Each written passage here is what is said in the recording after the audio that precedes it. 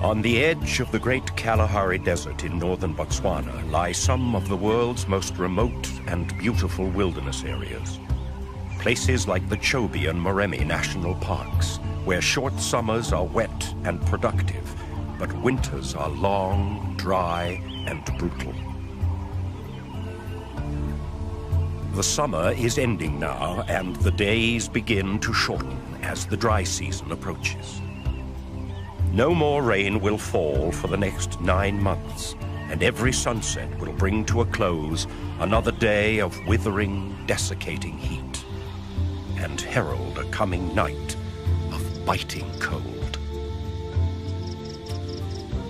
For the animals of this vast network of plains and forest, this is the cruelest time of year, when vigilance and adaptability will determine who makes it through Africa's most savage season.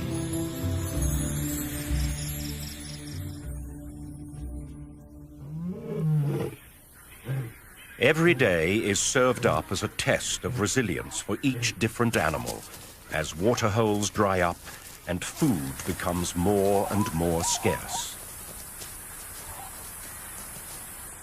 Only the toughest individuals of the most resilient species will make it to the other side of this harsh test. Most animals will move away to seek sustenance and water near the mighty rivers of the north. Zebra and buffalo begin to leave as resources dwindle and the hot breath of the dry season begins to wither all before it.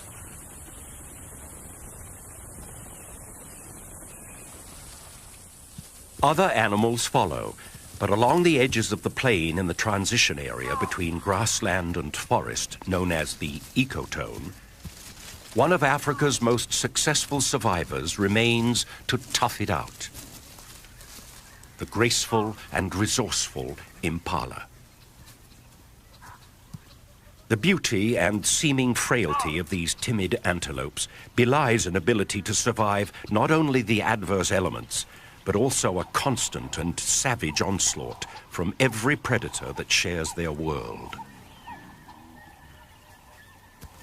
In March, at the beginning of the dry season, the impala population is gathered in mixed herds, and the shorter day length sets off a switch in the hormonal activity of the males.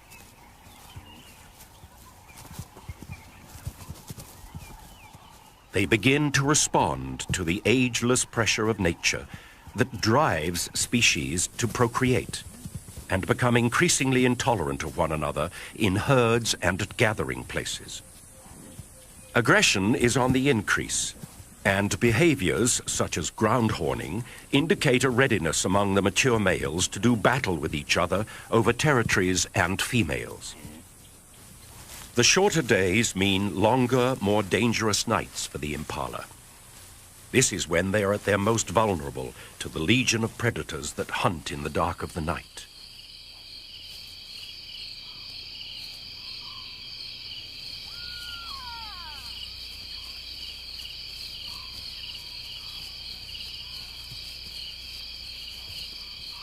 But as the moon becomes full early in the year, it triggers another passage of savagery in the tension-filled life of the impala herd. The yearly ritual known as the rut. The rut is the annual competition for territory and mating rights among the prime males in the population.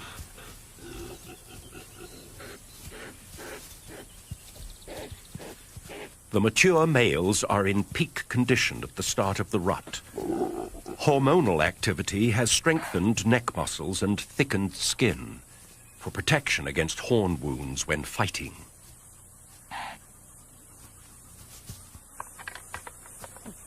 Fights at first are limited to bouts of light sparring and horn twisting. This allows males to size each other up without serious damage. But soon, along the edges of the plains and around the waterholes, fierce battles begin to break out.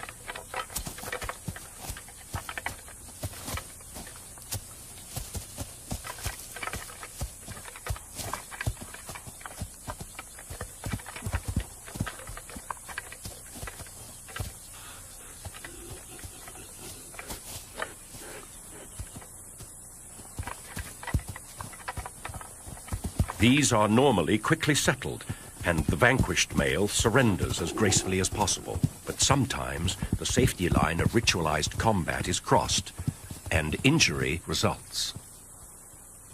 Unlike deer, whose antlers are seasonal, antelopes have permanent horns, and once broken, they will never grow back. Males who lose a horn at best will never have an opportunity of breeding, but often this spells a worse fate. Horns broken off at the base can cause an infection in the soft tissue of the head, and a slow and painful demise usually results.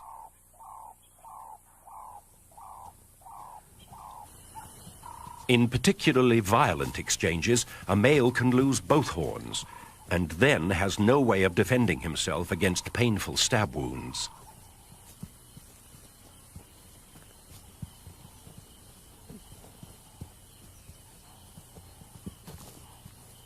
Sometimes, even both horns cannot protect the unwary combatant from a cruel twist of fate. This male, ambushed from behind while engaged in combat, had a horn driven deep into his body cavity. A wound such as this is the end of the line, and death is not far off. The impala is the primary provider for higher levels of the food chain in southern Africa. The intact carcass of the wounded male provides an opportunity for scavengers to feast, rather than pick at the leftovers of other predators.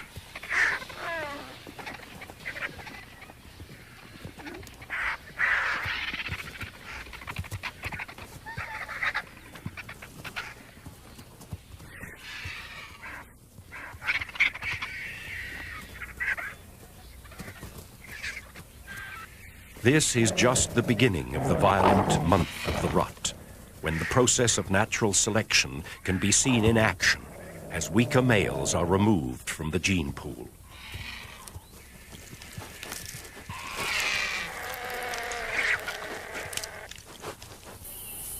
For the surviving rams, the serious business of breeding goes on.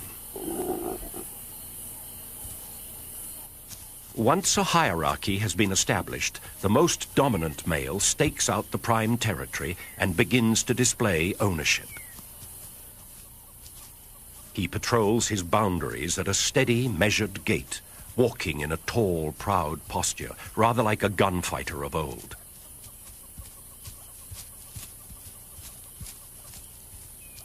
When an intruder is detected, he stops, draws himself up, and stares steadily at whoever is foolish enough to challenge him. Interloping males are chased until they are forced off the territory, usually right into the next dominant male's line of fire.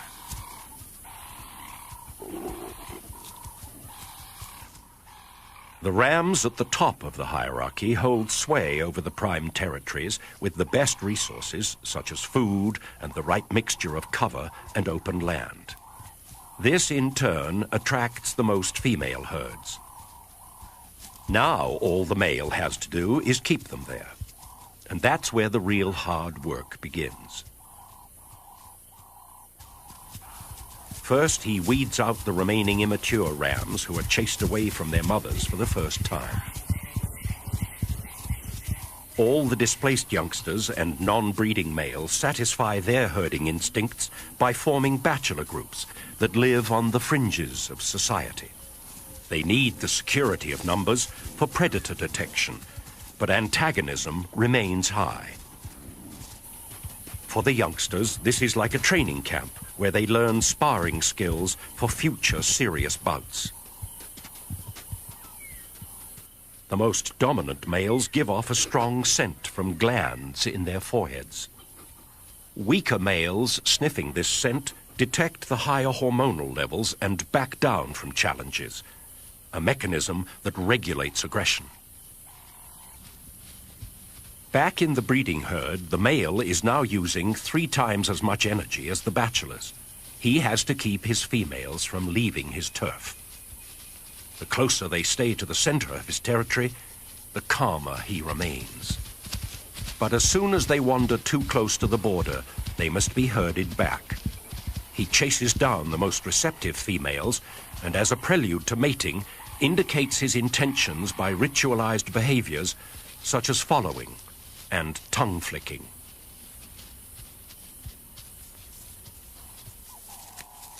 In between mating, he has his boundaries to keep and marks his territory by rubbing a secretion from his forehead glands on surrounding vegetation.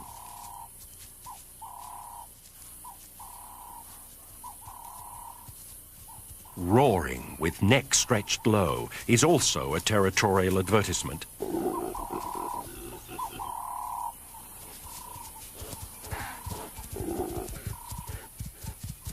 The dominant male of the herd is now being stretched to his limits. Not only must he mate as often as he can and repel sneak raids from amorous males in the surrounding bachelor herds, but he has to herd his females all day long.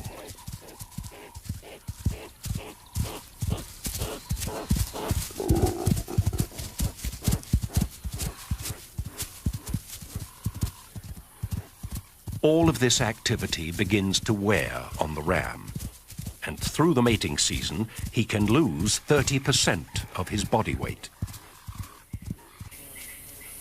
He also loses the edge that is the impala's only line between survival and disaster. And at this time of year, the predators begin to target the noisy and conspicuous males. A female cheetah with almost full-grown cubs has part of her territory in the impala herd's area. Attracted by the sounds of the rutting rams, she moves towards the edge of the plains under the watchful eye of some giraffe.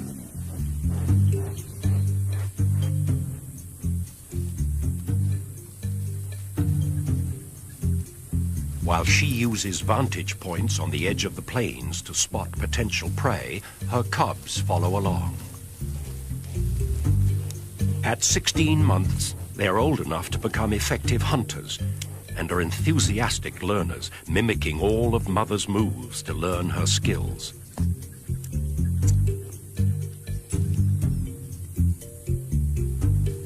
She uses a dead tree to detect the herd's position and quickly moves off to begin the stalk. The cub still has to learn that climbing is not something that cheetahs are particularly good at. Approaching the impala, the cheetah's eye is honed to detect the slightest sign of fatigue and weakness in any member of the herd. An opportunity at an exhausted and preoccupied male is difficult to resist.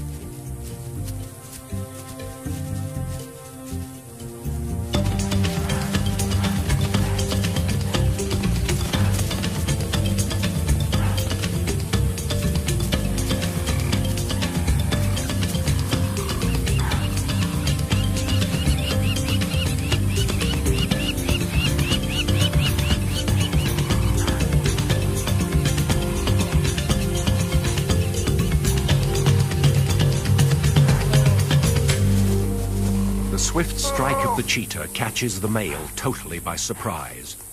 Weakened by constant physical exertion over the last month, he is much slower off the mark than his harem, who escape and stand a short distance off. Cheetah rely on the speed of the chase to exhaust their prey, which they then quickly suffocate by cutting off air with a throat bite. A noisy kill out in the open like this is likely to draw unwanted attention. Many other predators are alert to opportunities at this time of the year, and the local pirates are no exception. A hyena clan has a den nearby with hungry young pups, and they are constantly on the lookout for easy meals. The bleats of the ram and the alarm snorts of the herd are exactly the signs that the hyenas wait for, and they are quick to react.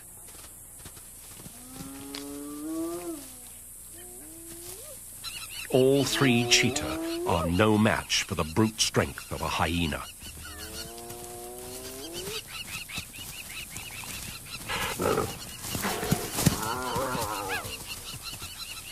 They cannot afford the slightest injury.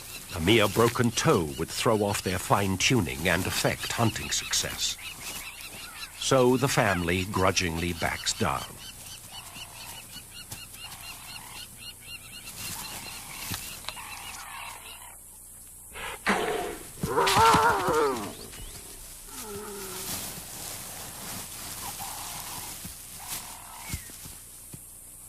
The cheetah move off to watch from a safe distance as more hyenas begin arriving on the scene.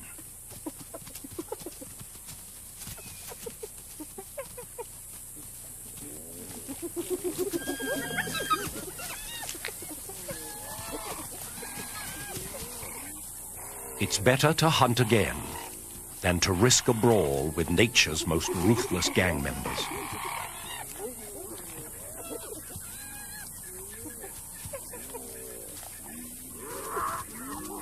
The cheetah's loss, however, is a necessary gain for the hyena clan. Back at a den away from the plains, 3 sets of pups await the arrival of their parents. Each female in the clan gives birth to 2 black pups, who gradually become lighter and spotted after 2 months. There is serious rivalry amongst hyena siblings. What appears to be playful tussling is actually an establishment of dominance between and within each pair of pups. Even as infants, hyenas can turn into deadly killers. Sometimes, while still in the den, the stronger pup will kill its brother or sister to reduce competition for mother's milk.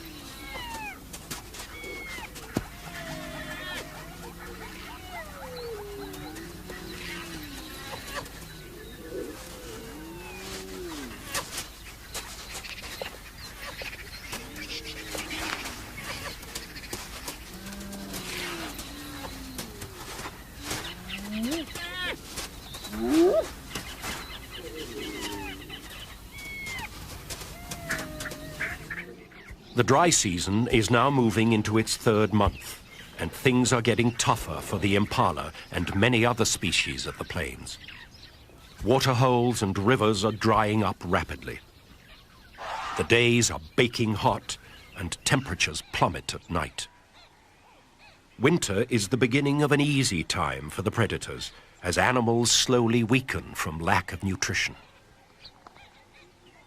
In the impala herds, the mating season is over, and most of the reproductive females are pregnant.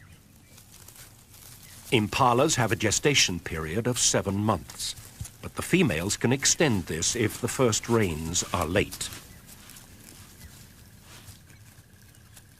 Unfortunately for them, this puts them under the most nutritional demand through the toughest time of the year.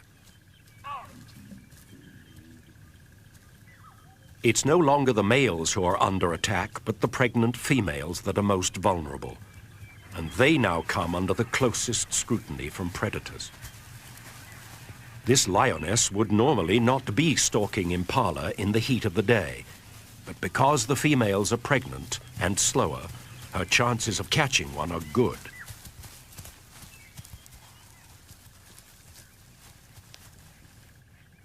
A careful approach, freezing each time the herd looks her way, gets her within striking distance.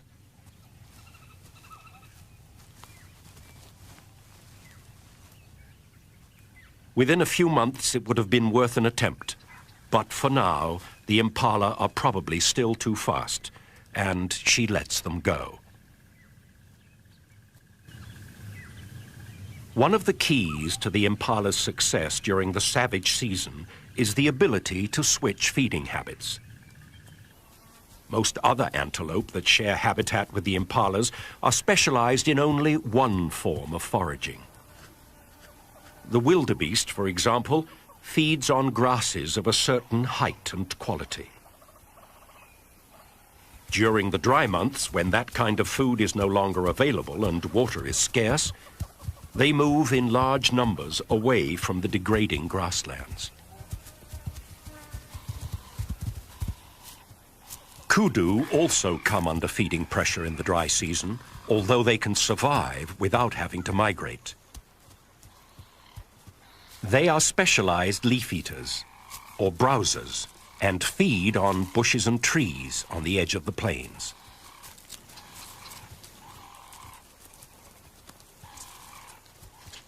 Impala, however, can take advantage of both food sources and switch easily from grazing to browsing.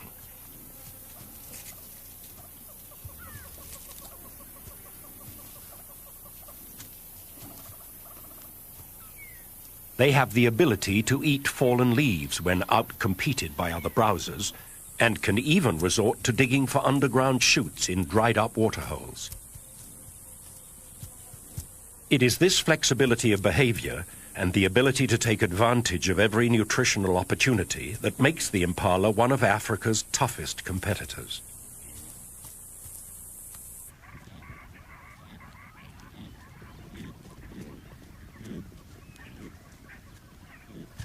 Deep into the dry months, some species of acacia tree come into full bloom, attracting the attention of troops of baboons. They climb to the top of the trees and feed on the nutritious shoots and nectar-filled flowers.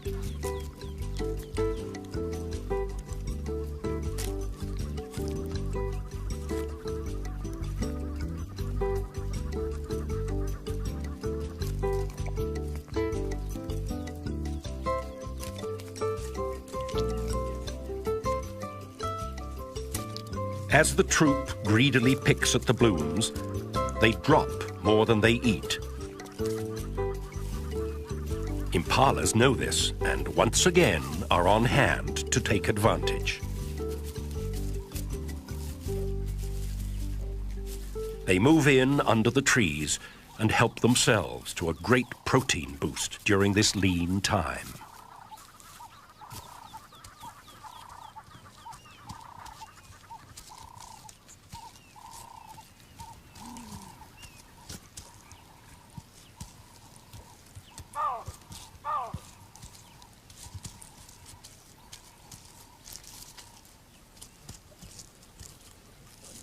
Along with the baboons, there is another hugely successful generalist living in the impala's realm, who's not only able to change feeding behavior, but can change and manipulate the very environment in which it lives.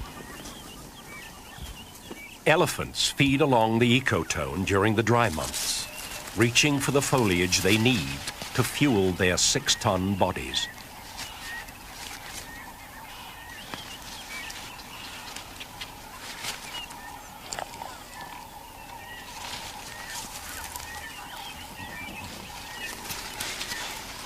They too will remain with the impalas and baboons, and the three species' lives will stay closely linked until the coming of the rains.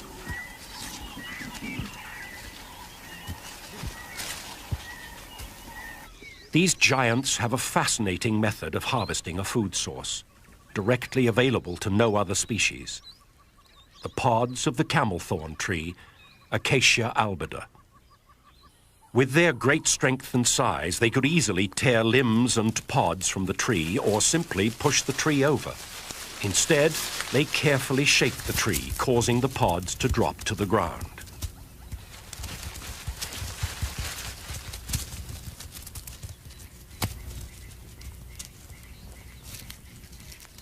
They then use that ultimate feeding tool, the trunk, to deftly gather the rich morsels in a delicate grasp and pop them into a cavernous mouth.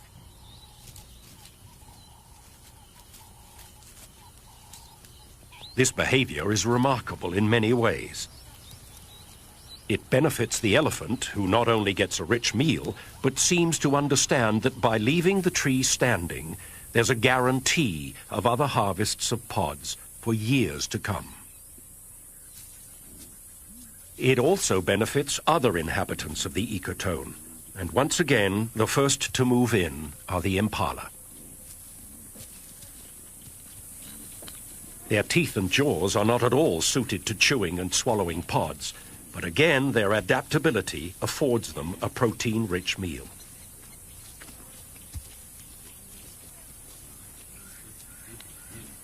Others also arrive to take part in the feast. The elephant and impala dislodge seeds, blooms, and insects in their feeding, and birds like red-billed quilias and tiny blue waxbills take advantage.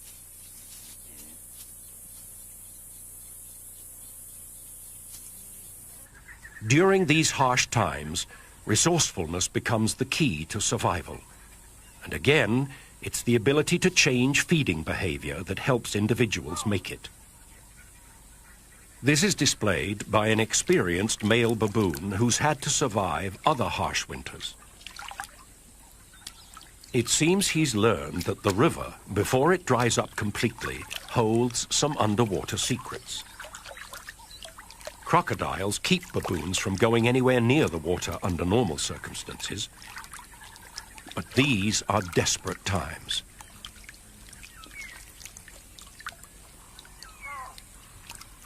It's hard to understand how a behavior so foreign to this animal could have evolved.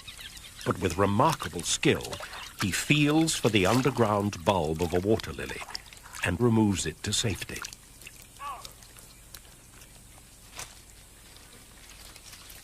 This truly amazing new behavior seems to leave the wise old fella totally unmoved. With great dexterity, he peels and eats the succulent shoots before tearing into the food-packed storage organ of the plant.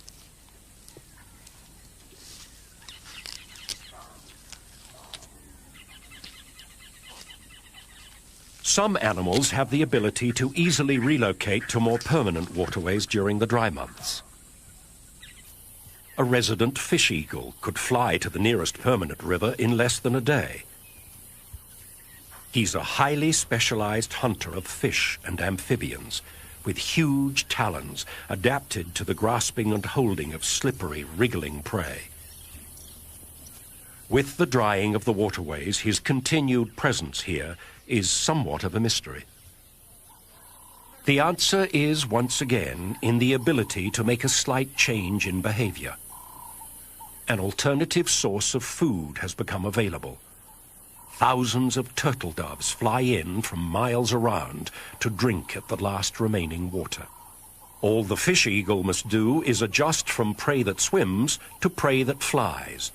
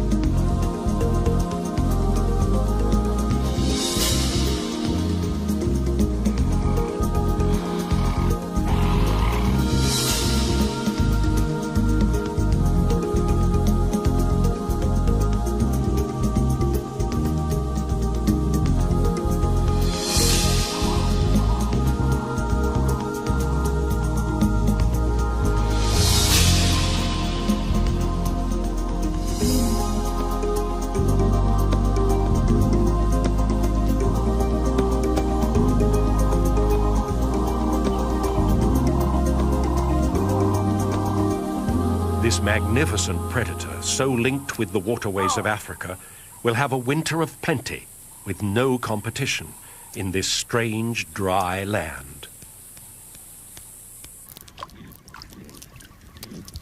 Not only is predation on the increase, but the impalas are having a tougher time at the waterholes. Predators often take up residence in the dry season to ambush prey. If a pride of lions decide to take a siesta at the water's edge, the impala will have to wait. The dry winds of winter and the furnace-like days of early spring conspire to drain the earth of all its precious moisture. At waterholes in the area, the concentrations of elephants leave devastated vegetation for miles around. The impalas have to move long distances from feeding grounds to waterholes, exposing themselves to attack. When they arrive, they are usually again forced to wait, as they're outcompeted by the bigger and stronger animal. It seems things could not get tougher for the resident impala herds. But they do. Impala make up more than half of the diet of wild dogs, and with uncanny timing, this pack is moving into the area to find a den for the arrival of new pups. The dogs usually set up home in a den abandoned by previous tenants such as porcupines or warthogs. And the first order of business is to expand and modify the tunnels.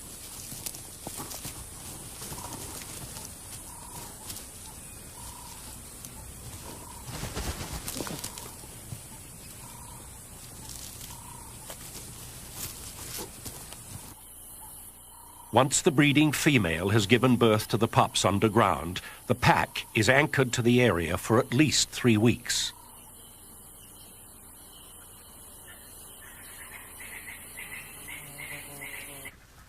They set up territory in the area by scent marking at established marking spots around the edge of the plains.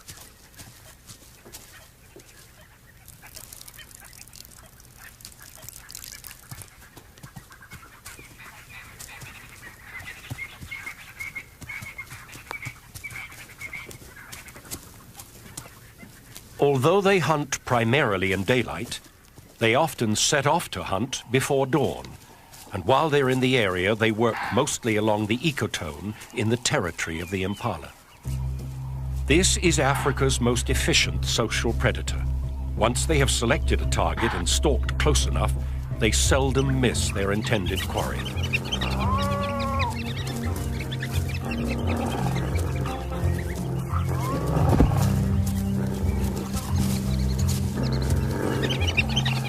Again, it is an exhausted male impala that is caught.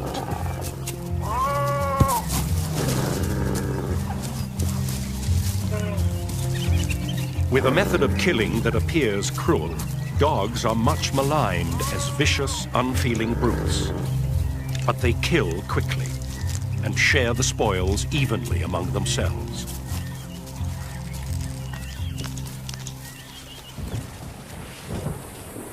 All the while at the waterholes, the situation becomes more and more serious. As thunderstorms threaten to break the desperate grip of the dry season, bull elephants line up patiently in a well-established hierarchy, waiting their turn to drink. This is an organized rotation of dominant individuals and small groups of allies, sometimes standing 50 deep, waiting hours for their turn. The meager, muddy pools.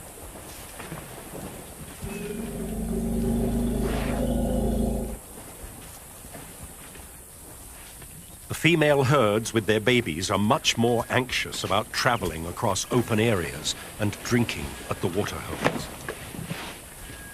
This year, the herds are under extra stress. The distances they have to travel daily between feeding grounds and water has been made even greater by a huge fire that has swept through the northern part of Botswana. They're tired and edgy, and there is an undercurrent of thinly suppressed panic in the nervous herds. Quite often, 2 or 3 breeding groups move in together, causing confusion at the waterhole. The old matriarchs and mothers keep their young under careful surveillance, never letting them get more than a trunk length away. They have carried their babies in pregnancy for nearly 2 years, and the bond between mother and calf is so powerful that it will last their entire lives. A young bull calf, barely 2 months old, arrives with the group. His back is freshly caked with mud where his mother has bathed him to prevent sunburn.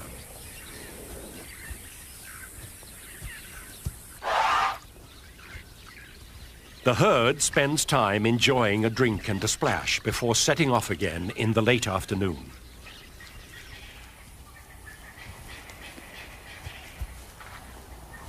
The walk back to the feeding grounds will be challenging, as the hot winds of October blow up a dust storm that will rage through the night.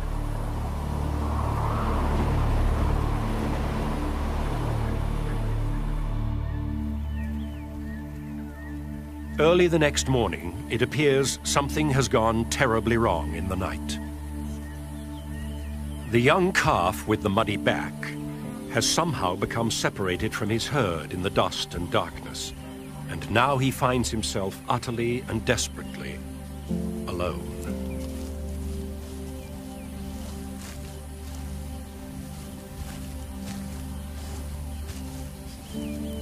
Elephants, with their deep social bonds, are known to adopt stranded orphans.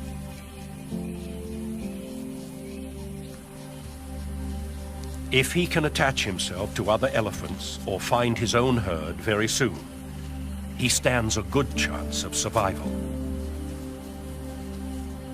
The little calf is as helpless and confused as a human infant would be without his mother. It's obvious that he can smell her and the herd in their dung surrounding the pools, and he spends time sniffing at the familiar, comforting smells.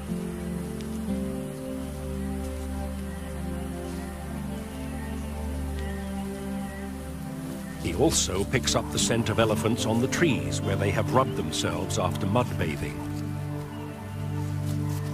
In his confused and panicked state, he leans up against the tree as if it were his mother's leg, trying vainly to draw some comforting, reassuring gesture from an unyielding, inanimate object.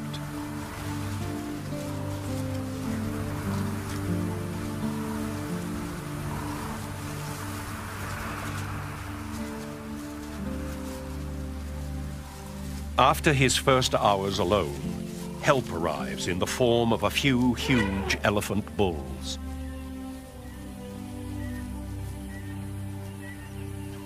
His desperation for contact is obvious as he approaches the adults to greet them.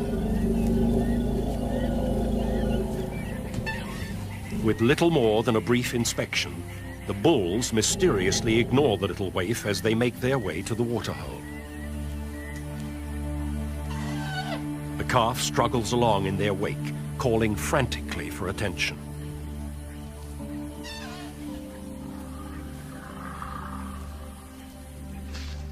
The calf is still totally dependent on milk. He can't even drink water for himself, and as the temperature steadily rises into the hundreds, he becomes more and more thirsty.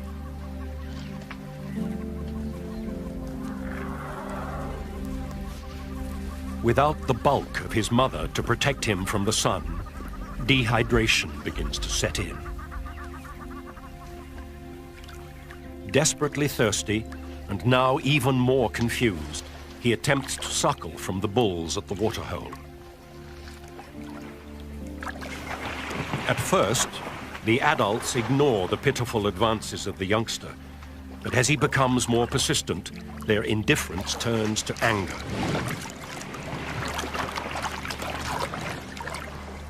In the water, he is repeatedly kicked by one of the bulls. The blows from such a huge animal to the soft young head obviously stun and damage him.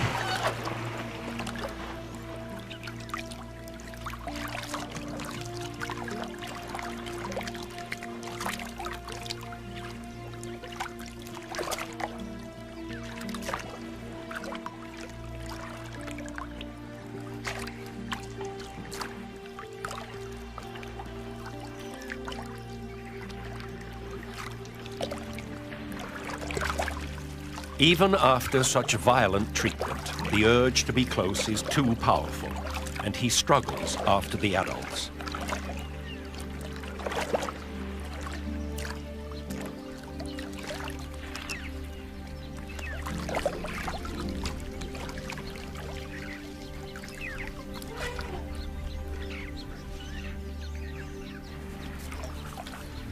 Like an abused child, he knows nothing else to do but follow and keep trying to make a friend.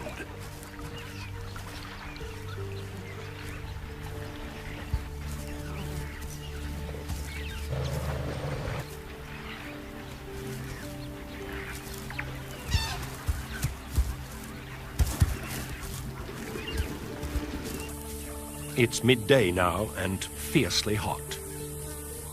The temperature in the sun is over 120 degrees, and the bulls have retreated to the sparse shade of some nearby trees.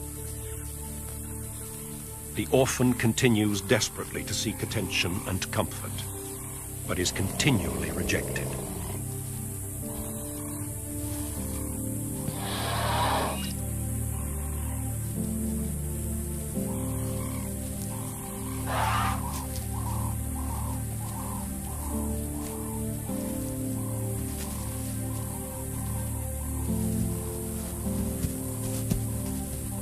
His utter confusion and lack of understanding of what is happening to him is obvious.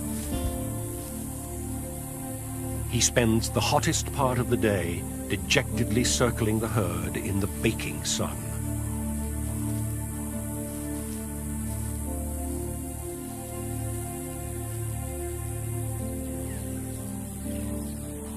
As the bulls start to leave in the afternoon, the tiny stray tries to follow, and the rejections begin to get more violent.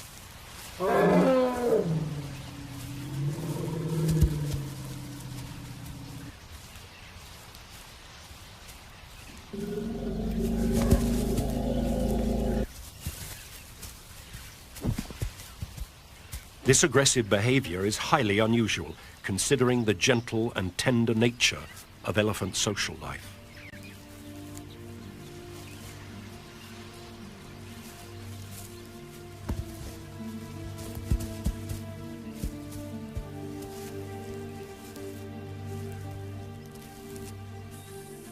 The calf retires to a small grove of trees, where he stands shivering and twitching in what appears to be a state of complete nervous collapse.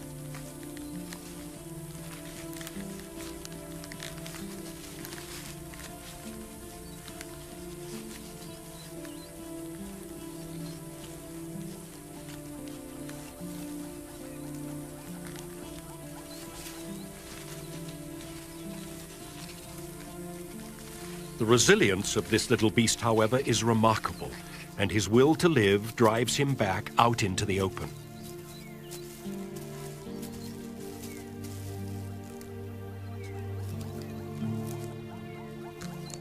He once again attempts to suckle, this time on a tree, before heading back to the waterhole.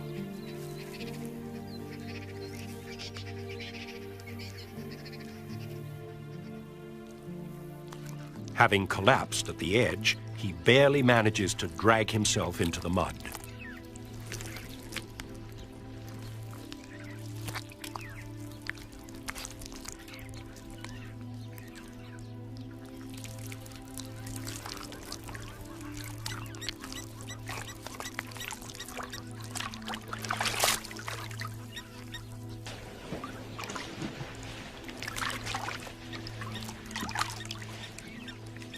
At last, it seems there is real hope when a herd of cows with a young calf his age suddenly arrives to drink. As he persists in getting close to the herd's own calf, the reaction of the females is shocking. This would be the ideal group to adopt the stray. With young calves of their own, the females are lactating, and their overpowering maternal instinct should be stimulated by the calf. But instead, he is once again violently rejected.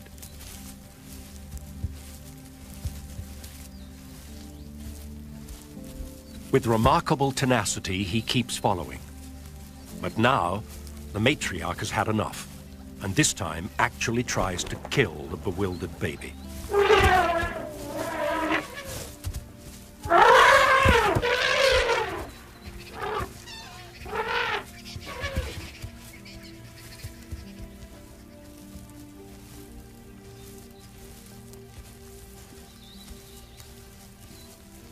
It's obvious that something is dramatically wrong. Is this violent reaction an indication of the stress the elephants are under? Can the females simply not afford the energy to adopt the youngster because this year's meager resources are barely enough to raise their own offspring? Is there something physically wrong with the baby that the other animals can sense and want to avoid?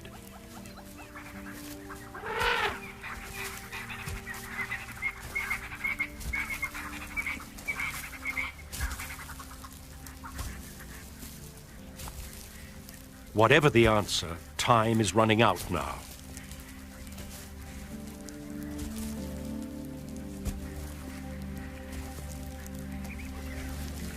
As the sun sets, the final act in this desperate tragedy of a day begins to unfold.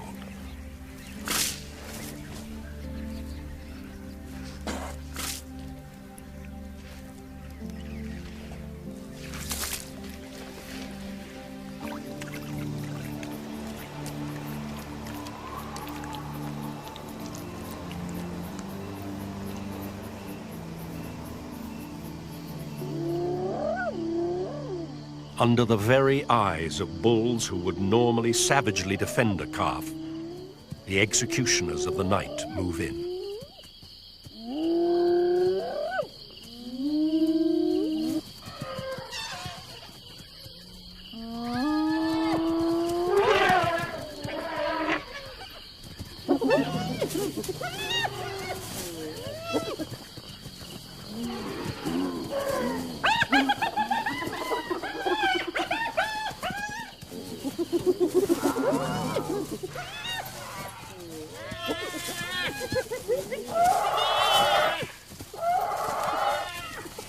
Although his death is violent and brutal, it is merciful at the same time. He will not have to endure another minute of the loneliness, bewilderment, and pain that was this terrible day.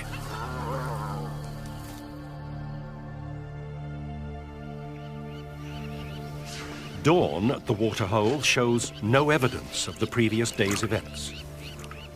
Life in Africa goes on with a ceaseless, uninterrupted rhythm.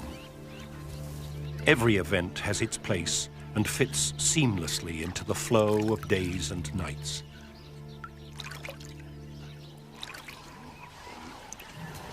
It's the beginning of November now. The impalas do not have long to hold on until the first rains. The pregnant females are in the most dangerous 2 weeks of their lives. Sunken flesh around pelvic bones and protruding ribs are the only indicators of their poor condition. They are alert because predators know that the time is never better to catch these normally elusive antelope.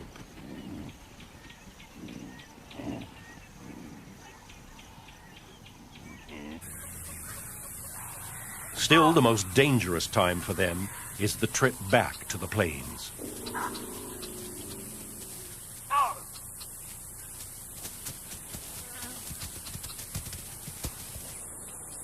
The female cheetah has spent the whole winter preying on impala, and with her cubs almost fully grown, is having to hunt every day.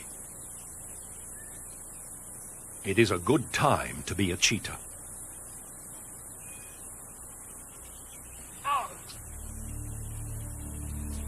Through the season, the cheetahs have lost over 70% of their kills to the hyena, so the female has changed her behavior.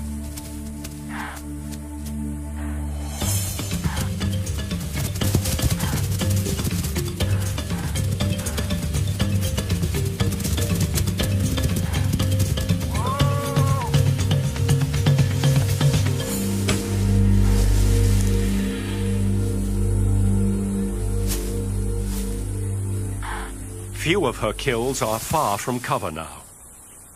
Once she has caught this pregnant impala, she drags it, still alive, under some bushes.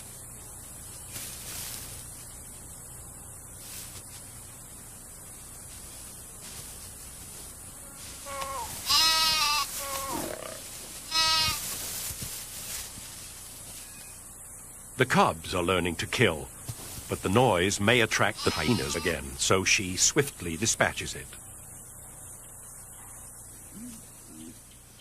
Every day now is critical. The rains are almost here.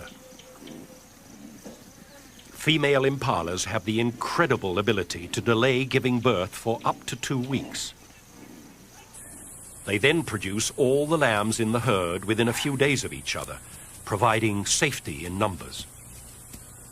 Invariably, though, females who mated first in the season can't hold on, and there are early arrivals. The hunters of the plains know that these youngsters represent an easy meal. With pups of their own to feed, the wild dogs are targeting the babies. Once the herd is panicked, the babies are on their own. It's just a matter of running them down. This dog displays the skill of a seasoned hunter by keeping the baby running in circles, cutting off its escape at every turn.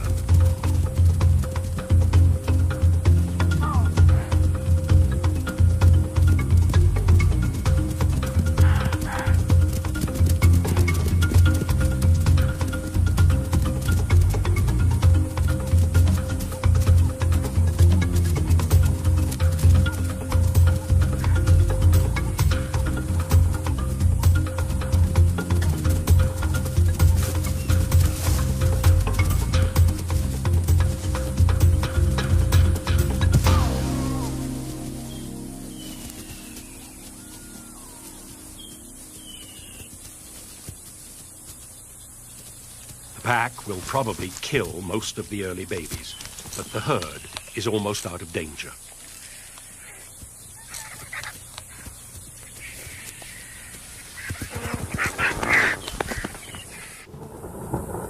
Localized storms are now releasing rain only miles away, and the big thunderstorms, bringing the season's first heavy downpours, are starting to roll in.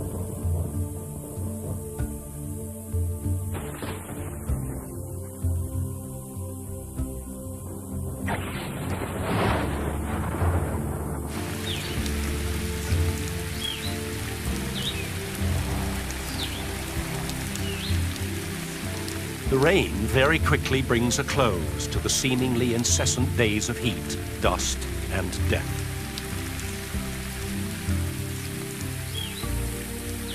The land is rejuvenated, springing to new life, and the impala give birth to a whole new generation. They will have 4 short months of plenty to build their strength before the beginning of the next savage season.